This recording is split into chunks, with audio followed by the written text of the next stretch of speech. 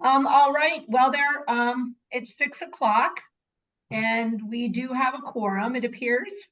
Yes, you do. So we can, call this meeting to order. We'll just, we won't get too far, I don't think, before if anybody else decides to pop on. But we'll try to just, keep the agenda on time. For the people that are in the town administrators conference, I couldn't see who it is. I think I know who it is. Could you just tell me who you are so that I know who? Maureen Hickey. Maureen? Paula Thompson. Paul, that's what I thought. Just wanted to double check. We got And- Steve. Just me. Yep, so far. We have Miss Sarah, Miss Samantha, Mr. Matthew, and Mr. Boudry. Julie, are you from can you introduce yourself? Julie Scott. Julie Scott, thank you. Okay. All right. So we've got the call to order and we have attendance. We have a quorum, so we can start. Okay, so just because I'm new to this chair thing, is there anything else I need to do before we go to agenda item number 3? Okay. No, you're good. Yeah. Thank you, Sam. Just in case I had to vote on something, I just wanted to make sure I knew. Okay, so one of the reasons we called the meeting today is to try to move forward with how we are going to disperse the ARPA funds specifically. One of the things we talked about at the last meeting was some sort of rental assistance in the form of maybe a first and last month's security deposit, or help with the utility deposit for families of low to moderate income. So in the package that we received from Sam, I think the information that you gave us related to emergency rental assistance program, did you get that from the state's website? It was from a variety of different places. The documents that are attached that are the checklists are from the state. Okay. The summary that I typed up is from the research I had done. Okay, great. So did anybody have a chance to get the package, or we can go over it, but I just wanted to make sure, did everybody get a chance maybe to peruse it a little bit, or I guess I should say, is there anybody who did not? Okay, so after taking a look at it, does anybody have any thoughts or any questions pertaining to it? I mean, I know I have, but I don't want to be the only one talking here. So, does anybody have any thoughts about it?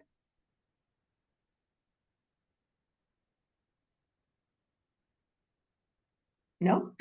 I have skimmed it, but I would not say that I feel like I have fully championed all the content. So I'd love if we walk through it together, maybe.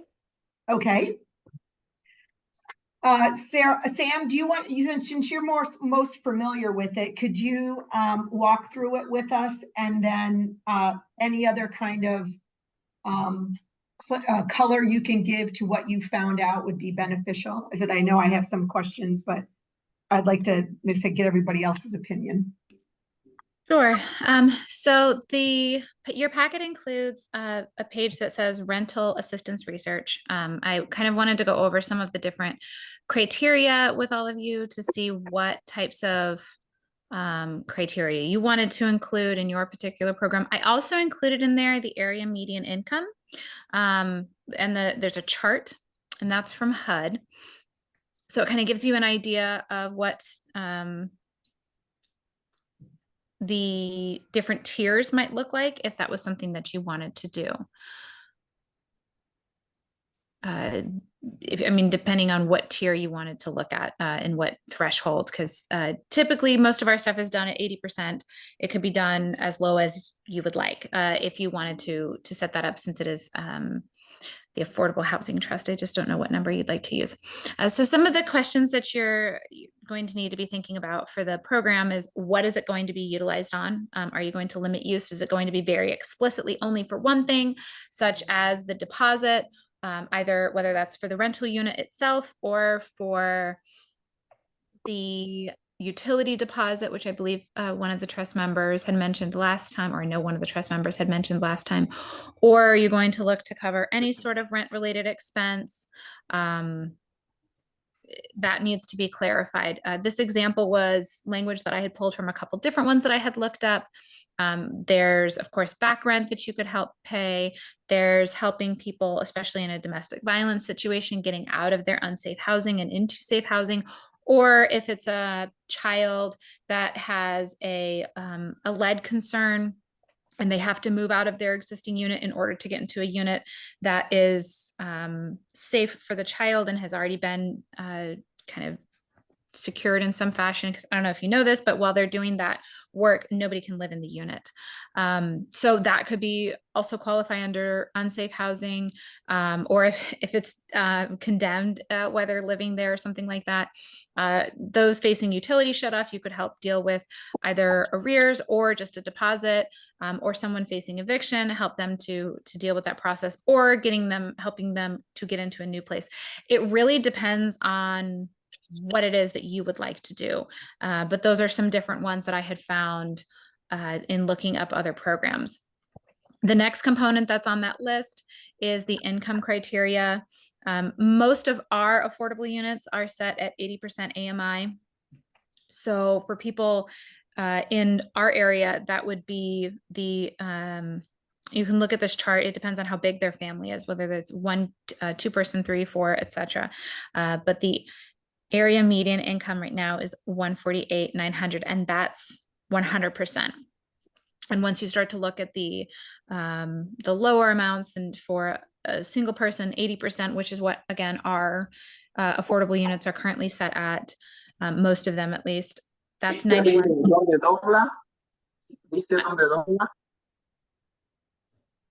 I'm sorry, are you asking a question? Oh, okay, meant to be muted.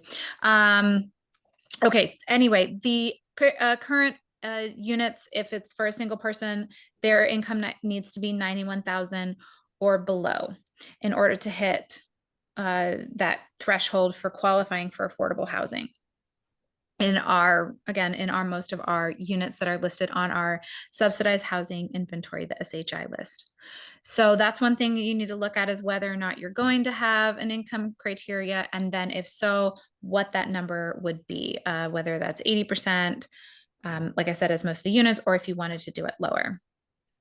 There's an example listed here from one of the other ones that had a 50% AMI and then allowed for slightly more in instances of DV, which is domestic violence. That's what that stands for. Also, do you want to have any limitations on or criteria placed on household size?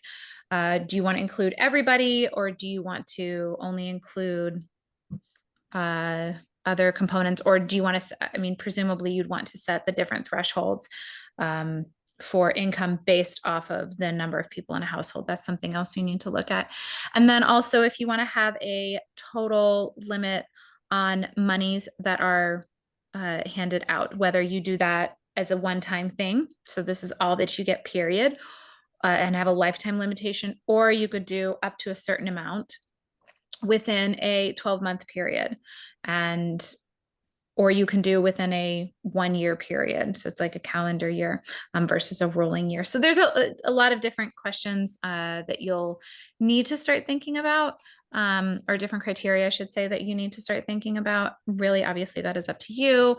The emergency assistance program that's for rent was the one that I attached. It's how to set up, and then their program checklist.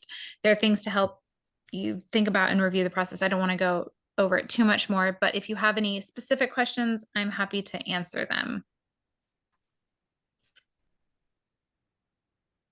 Sam, I have a question.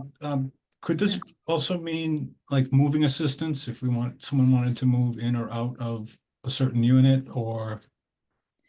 It could be. Okay. you can set it up as far as I've seen, at least, and all of the different research and different programs I looked at, both state, city, and town levels that I looked at. They've had a variety of different ways that they're set up. So I think if you're utilizing something like that, you just want to make sure it's very explicit in our criteria. So that might mean get a receipt from a actual mover or something like that, correct? I'd have to double check. Typically, I haven't seen any requiring receipts at this point. I do see most of them requiring the money or requiring the information prior to passing out the money. And I did not see in detail any criteria related to moving expenses aside from the emergency situation. And I think I included the criteria on that one, where it just, I say facing eviction. So it's just helping somebody get into a new unit. It's just kind of vague. Sorry, that's not a very clear answer no, to that your helps. question, but they do seem to have kind of an open-ended, but nobody was explicit related to moving. Okay, all right, thank you. Gail, I guess I find the array of possibilities a little overwhelming. And, you know, I guess I would wonder, Steve, maybe through you, based on what you see, you know, or Sam, is there best practice? Are there programs we can model? You know, I mean, are we talking about it inventing something from the ground up for Wakefield, or can't we, you know, leverage what others do and or see what experiences we have in Wakefield to narrow this list of possibilities down? That's just how it occurs for me listening to this. Yeah, so the information, the additional PDF pages that I sent go into it a little bit more about how to set up a program. So this is not reinventing the wheel by any means. We're going to be trying to utilize as much existing information that's out there as possible. But most of the best practices criteria that I found, at least the one consistency I probably phrase it more as, is that they were 80% AMI or less. And some programs even started at a lower threshold. So especially because it is the Affordable Housing Trust, I would recommend staying either at that level or going slightly below, so that you're still following kind of the standard that we have in the area.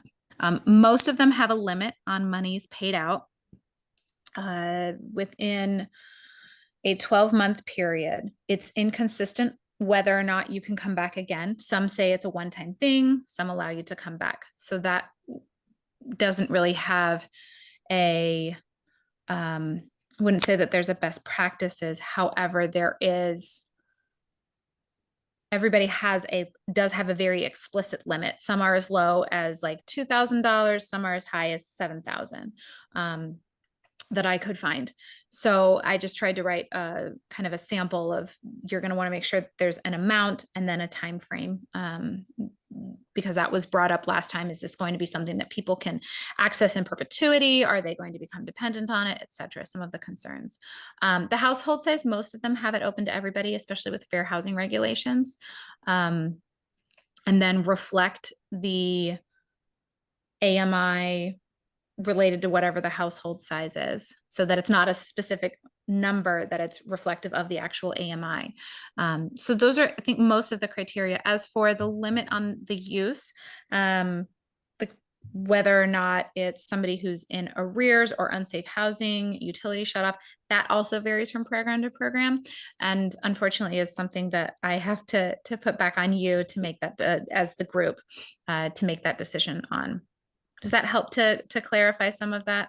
Well, a little bit, but I think part of my, you know, I guess question is, do we, you know, have experience through town hall of the most common requests, or do we know from other local similar communities with a common thing? I mean, I suppose you could create a menu with 15 different possibilities of people to take advantage of it, right? I mean, based on a lot of the options that you listed, and it could be put out there for, say, here's a menu that's possible for people to get assistance from?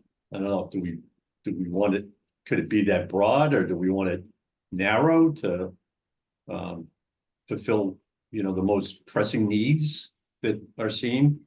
I don't know if that makes sense what I'm saying. Yeah. I would say, if I can jump in, Madam Chair, this is Steve.